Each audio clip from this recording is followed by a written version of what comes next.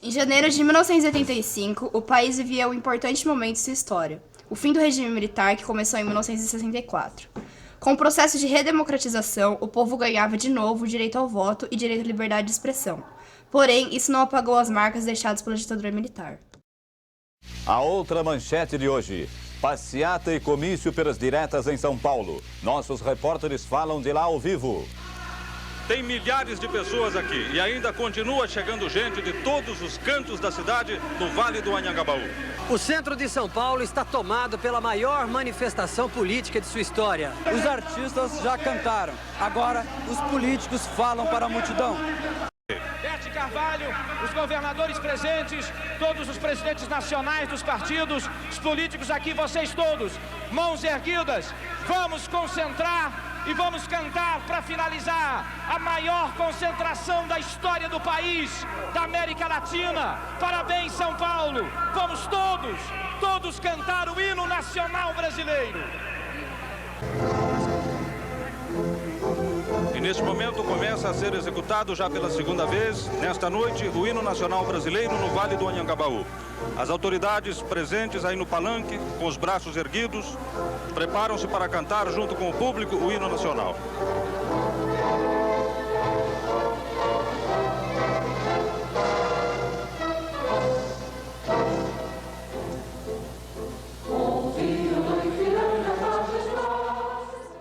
Marcas da ditadura permanecem na sociedade e estão por toda parte. Na supervalorização das disciplinas exatas no currículo escolar, na disposição dos mobiliários escolares, na alienação da maior parte da população brasileira, na falta de vontade política em relação à escola pública, nos demandos da política, na ditadura da moda e da ostentação do ter e não do ser, em uma censura disfarçada para beneficiar as elites desse país. A polícia militar é a herança institucional da ditadura de maior destaque na mídia atual. A militarização policial serviu para combater a resistência ao regime militar. Entretanto, mesmo com o fim deste, a PM continua atuando. São obrigados a terem posturas e práticas do Estado, de exceção, que não condizem com a realidade atual. Mesmo contra sua vontade, pois seguem ordens de seus superiores que muitas vezes seguem princípios que são anteriores a 1985. Nas manifestações de junho de 2013, o uso violento da força policial militar se fez presente, demonstrando o caráter repressivo dos agentes de Estado, que tem como lema proteger e servir. Os PMs fizeram uso de bombas de gás lacrimogênio, balas de borracha, spray de pimenta, entre outros artifícios, que são característicos do estado de exceção, para dispersar os manifestantes e reprimir os protestos que pautavam diversos temas, como melhorias na educação, no transporte público e na saúde. Isso sem falar nas prisões arbitrárias constantes nos protestos.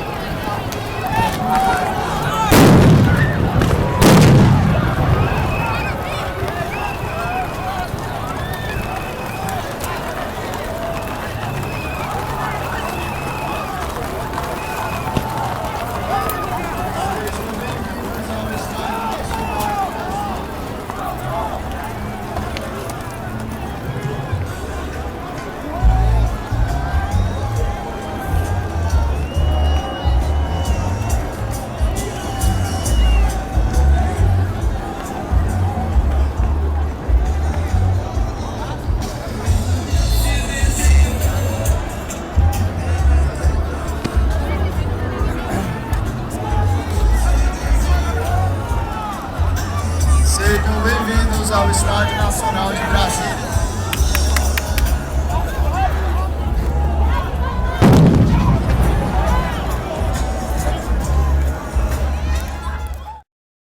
Em 2013, ao menos 6 pessoas foram mortas por dia nas mãos de policiais. Os agentes brasileiros mataram, em 5 anos, 11.197 pessoas, enterrando mais vítimas que as polícias norte-americanas em 3 décadas. A polícia de hoje mata mais civis durante um ano do que nos 21 anos de regime militar. Alguns dados assustam e atentam mais ainda quando a questão tratada é morte por classes sociais e etnia. Dados mostram a situação racista, onde a chance de um adolescente negro ser assassinado é 3,7 vezes maior do que a de um branco da mesma idade. Sem saída, a polícia militar acaba sendo empurrada para uma guerra sem sentido, em que deverão ser utilizados como arma a educação, acaba sendo tratada com fuzis. O recente caso do ex-senador Eduardo Suplicy demonstrou como a polícia militar ainda abusa do autoritarismo. Ele foi arrastado pelos policiais mesmo não oferecendo resistência alguma à prisão, na qual foi acusado de obstrução de justiça. A ação dos policiais é da forma mais clara e explícita o reflexo dos anos de chumbo atualmente. O ex-senador, através das redes sociais, disse ser inadmissível a truculência da PM para com ele e com todos os cidadãos que passam por isso todos os dias. Assim como no período ditatorial, as práticas de torturas, assassinatos e ocultações de cadáveres são atos corriqueiros. Um exemplo disso foi o sumiço do pedreiro Amarildo, submetido a uma ação da UPP na favela da Rocinha, Rio de Janeiro. Torturado e assassinado logo em seguida, seu corpo permanece desaparecido mesmo depois da condenação de 12 dos 25 policiais envolvidos. UPP, que por extenso significa Unidade de Polícia Pacificadora, ou seja, autoridades que devem, por princípio, garantir o bem-estar da comunidade e não exercer os métodos dos comandos por Médici e companhia. Instalada em 2011, a Comissão Nacional da Verdade tem investigado as violações de direitos humanos ocorridas entre 1964 a 1985. Ela tem o poder de convocar vítimas ou acusados para depoimentos. Entretanto, é bem possível que nenhum infrator seja punido. Atualmente, os policiais, com raras exceções, sequer são julgados, quanto mais condenados. Um instrumento que deveria promover segurança promove o terror. O treinamento militar garante que, na maior parte dos casos, por exemplo, os manifestantes, sejam tratados como guerrilheiros. Aqui, a polícia militar assusta, diz o professor Lauro Ávila.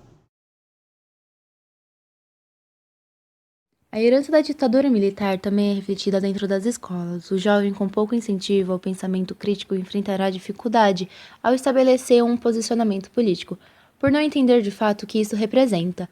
Muitos se encontram alienados sobre as questões atuais, ou aderem a um pensamento, se não favorável, ao menos simpático à ideia, de um novo golpe militar, compreendendo muito pouco acerca do contexto histórico.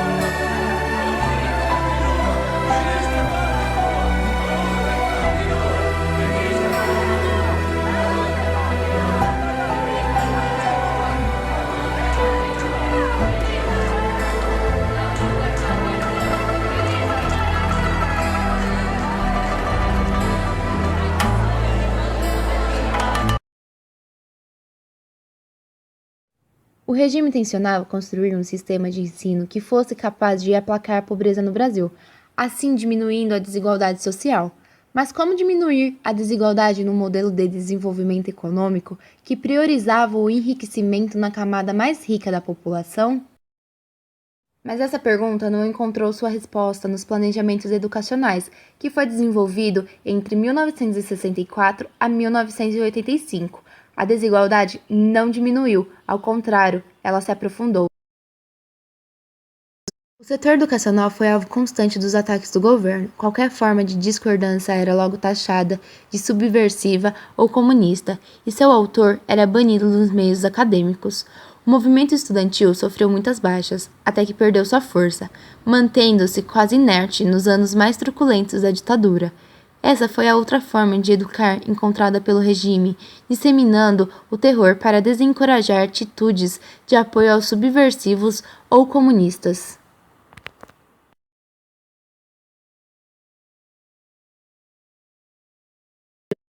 Depois da ditadura vieram as tentativas de mudança, com as promessas de igualdade, com o retorno das esperanças na educação. Porém, as promessas políticas não se concretizaram e o ensino de boa qualidade continua elitizado. A rede pública oferece péssimas estruturas para seus alunos, tanto acadêmica quanto física.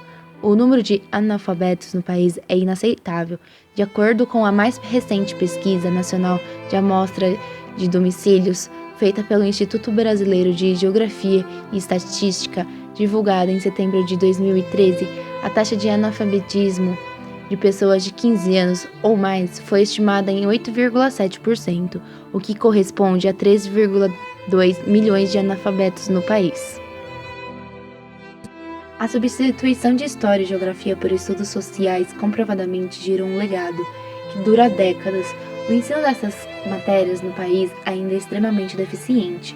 O currículo foi atualizado e aos poucos está sendo aprimorado, mas infelizmente não é o que vemos na prática nas salas de aula, pois o ensino de humanas ainda se limita às exposições rasas, sem sentido para que o aluno, que raramente não se limita a decoreba de datas e acontecimentos sem a menor conexão com a realidade social. 52 anos após o golpe militar, os interesses econômicos do país continuam sendo priorizados acima de qualquer outro setor. O Brasil é o 8º país com o maior número de analfabetos no mundo e, ao mesmo tempo, é o 7º maior econômico.